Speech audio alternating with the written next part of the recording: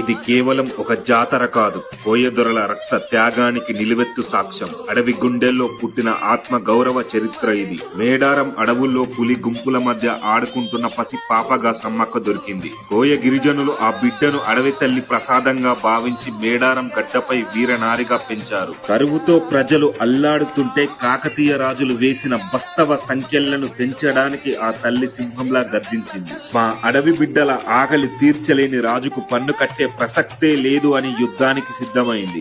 సమ్మక్క కొడుకు జంపన్న వీరమరణం చెందితే ఆ బిడ్డ రక్తంతో సంపంగి వాగు ఎర్రగా మారి జంపన్న వాగుగా పారింది. కన్న బిడ్డల రక్త తర్పణం చూసిన ఆ తల్లి చివరకు కుంకుమ భరిణిగా మారి అడవిలో కలిసిపోయింది. తల్లికి మనం ఇచ్చే బెల్లం అది కేవలం ప్రసాదం కాదు, సాక్షాత్తు ఆ తల్లి దీవించి ఇచ్చిన బంగారం. మాఘ మాసపు చలిలో శరీరానికి వేడిని, రక్తానికి శక్తిని ఇచ్చే సహజ ఔషధం ఈ బెల్లం. అందుకే అడవి బిడ్డలకు అదే అసలైన ఆరోగ్యం. త్యాగానికి మారుపేరు మన మేడారం. జై సమ్మక్క, జై జై సారక్క.